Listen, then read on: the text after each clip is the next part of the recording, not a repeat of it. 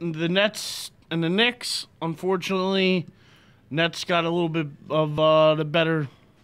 They did not get hashtag Knicks tape. Shout out to Pixel Junkie. No, not yesterday. No, they didn't. 88-85, close game, but just didn't have enough at the end there. I mean, that was one of those games. I mean, we can get into that for a little bit. Melo didn't shoot that well. No. He still did. I mean, he put up 29, but he didn't shoot that well. Yeah. J.R. Smith's, attempt to tie it bounces off the rim anyway. Didn't look that pretty, but still bounces off the rim. Joe Johnson looked like what people wonder why he doesn't play like every game, which blows my mind. He has the talent to do it every game, just not like the mindset of like, hey, you know what, Eric? Perfect way to describe Joe Johnson. He has never had that mirror moment where he said, wow, you're Joe Johnson. You could do this every day. No. He has like a mini mirror. Like, how like chicks have pocket size? Yeah, like chicks have that little makeup mirror, just to do touch-ups. That's what Joe Johnson has. Busts it out once every couple games. Like, oh, hey, look at you. No big mirror. No big mirror. You need the full size mirror. You do. I'm not saying body size. No, you need the body size. You think body size is necessary? Because you gotta drink in the whole picture of yourself. Uniform and all. You gotta just sit there and you gotta drink it in. You gotta just say, man, this is my time. Well, I mean, really, this game makes me, like, the way this game ended up going makes me think of a couple things, and I want to shout out to Pixel Junkie for pointing it out to me. PJ Carlissimo. We were going to talk about this last week. We never ended up getting into it. The Nets are now 11-2 under him. They are only trailing the Knicks by 2 games in the division. Out of nowhere. Now, I will say the Knicks, basketball-wise, haven't been playing that well. They're 4-6 in their last 10. But do you think this is credit to Carlissimo for getting this team on a better track? Carlissimo's a good coach. He knows what he's doing. I'm not going to take anything away from him. But, I mean, the Nets started the season the same way under Avery Johnson. The Nets started, 12-4? Yeah, they're one of the best starts in the whole league. And then what happened?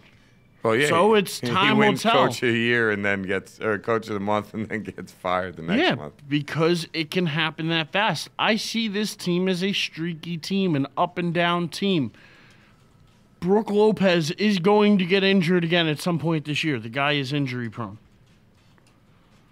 Chris Humphries is playing what? I think he came off the bench yesterday, had a nice game. Yeah, which out of nowhere. I mean, I threw that in the chat room. It's not out of nowhere. I mean, for as much flack as he gets for the whole Kardashian nonsense, he can play some ball. He's not that bad. He's not that bad, but I feel like he just sort of disappears sometimes. I guess that's he may more what disappear I'm at trying times, to say. but also he's not a guy that you look at and you need a lot out of Chris Humphries. No, but I think it's fair to look at him and say I want 10-10, or at least 6-10. Give me 10 rebounds. I think that's my bottom line. Yeah, but coming of what off the I'm trying to bench, get to. I'm not expecting a guy coming off the bench to necessarily have to grab 10 rebounds a game. Now, Brook Lopez should have to grab 10 rebounds a game. Yeah. But I look at Humphries, and I think if you got 8 and 8 out of Chris Humphries, that's a pretty solid night. And anything better than that, I think, is a bonus. In my mind, I think if you got even 10 points, 8 boards, I think that's a pretty good night getting out of Humphries. With guys like Joe Johnson, Deron Williams, Lopez, I'm not expecting Chris Humphries to come in and be a scorer. And I understand what you're saying is if it doesn't necessarily have to be a scorer, but come in and grab some boards. I think he could do that. Can he get a 10 on occasion? Sure. But I think by season's end, he's right around 7 or 8 per game. I think we need a Knick fan to call in and talk with, or a Net fan or a Knick fan, somebody call and talk with us about this game. I think that'd be nice. 201-430-2119. I mean, I watched this game yesterday. I thought it was a hell of a start by Brooklyn. Joe Johnson came out hot, 3 threes in the first quarter. And, I actually... Now, let me ask you, actually. You brought up something that's interesting. Nets jumped out to an early lead. Have you noticed a pattern here with the Knicks lately? That they're not playing their defensive effort 100% until late in the game? Not only that, but they're down big in every game. At the start of every game, they're down 10, 15, 20 points and have to battle back. And don't get me wrong, I like the resiliency of battling back and fighting for a win. But you can't go every game being down 10 points or more to start. You can't spot teams in this league points. No, you can't. You can't just be like, you know what? We're gonna give about 50% effort in the first half and then 100% effort in the second half, and hope that we can make up for that 50% that we missed out in the first half. I completely agree. You do notice the Knicks lately sort of coming out a little more laxed and not completely with the game until they start to trail and they maybe hear boos or, whatever it might be. I don't want to. Melo's still playing good ball. Raymond Felton being hurt, you definitely are seeing a difference in that.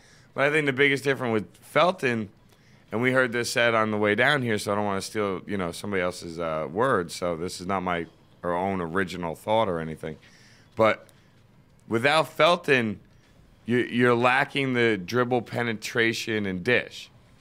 You're lacking that guy to take it in and force the defense to collapse to kick it out to those three-point shooters. Part of what worked really well for the Knicks early in the season was using Felton as the point and then Kidd as the shooting guard. And what that allowed them to do was Felton penetrated and drived when they kicked out. If Kidd had the three, he would hit it. If not, he would make a play with the ball. And we all know Kidd is one of the best passers we've ever seen. You kind of have two guys who could dish the rock. It makes a difference. Oh, yeah. And Kidd's not relied on then to be the point and to penetrate and to necessarily create the looks for other people, but it helps with the ball movement.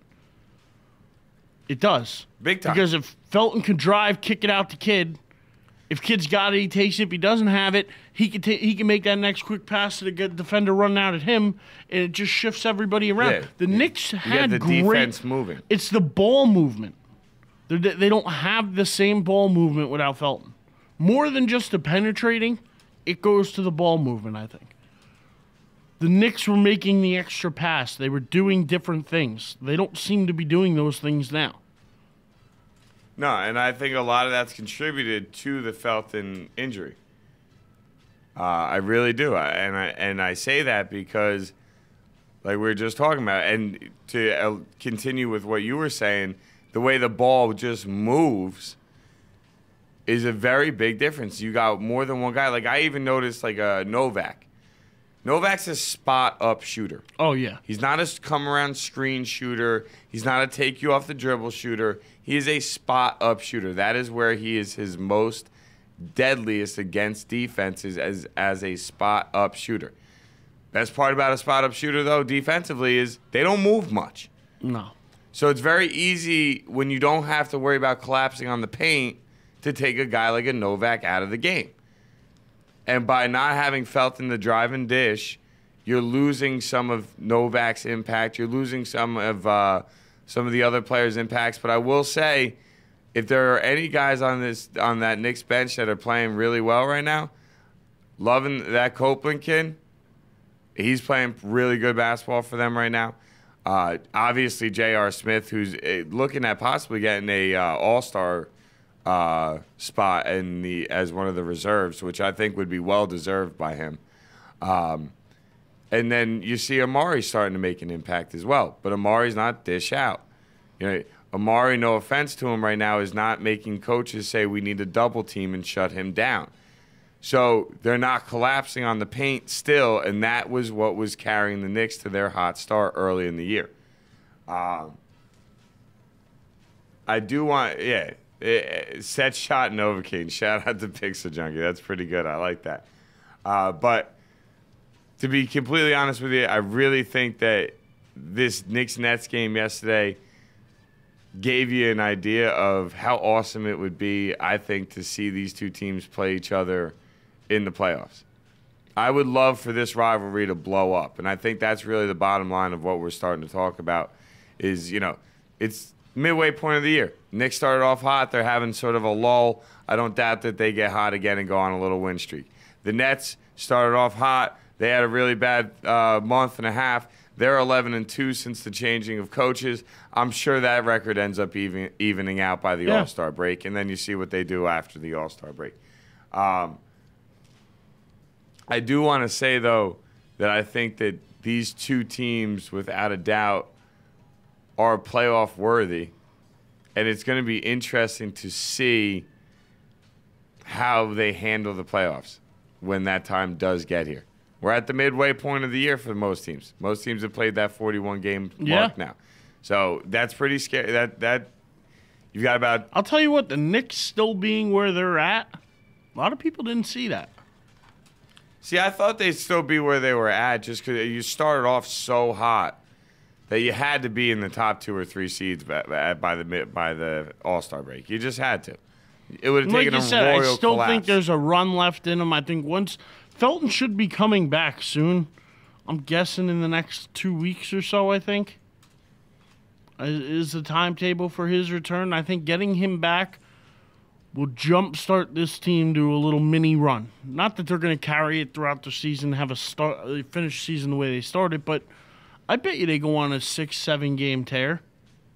I could see that. I really could. And that's the thing. Felton is going to be in pretty decent game shape. I mean, what he hurt, his finger or his hand or something like that? Yeah. Yeah. So I mean, he still can run.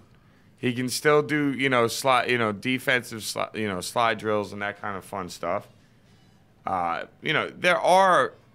This Knicks team is far from in trouble. I know they're struggling right now. Far from in trouble. And the Nets are 11-2 under Carlissimo, but I think they're not an 11-2 team kind of thing. Does that make sense? Yeah. Like if you took that 11-2 and stretched it throughout the year, they're going to come back down to reality. They hit a rough patch. Coaching changes seem to get people motivated for a little while, but once things start getting familiar, once Joe Johnson puts his little pocket mirror away, the Nets will come back down to reality. They're not an 11-2 team consistently throughout the year. They're going to have stretches where they go, 4-6 in 10 games, but they're also going to have stretches where they go 8-2 in 10 games. Yeah. They're a streaky team. And a lot of it depends on the health of Brook Lopez, in my mind. If he can stay on the court. I actually think almost all of it relies on that. Because honestly, if you think about the team with him and without him, they're completely different. It's almost like, to me, when you watch the Knicks when Chandler's off the floor compared to when he's on the floor, you can literally just own the Knicks in the paint without Tyson Chandler. They cannot out-rebound almost anybody without Tyson Chandler. That was even when they started great in the beginning of the year. Most of the year, they've been out-rebounded. Even when they've won games, even when they beat the Heat and everybody else, they were out-rebounded in a lot of those games. They were. And I'm telling you, if that defense doesn't step up, like you mentioned before, it's almost like they're spotting teams' points. If that defense doesn't step up, that rebounding is going to bite you in the butt when the playoffs get here because that's a big deal.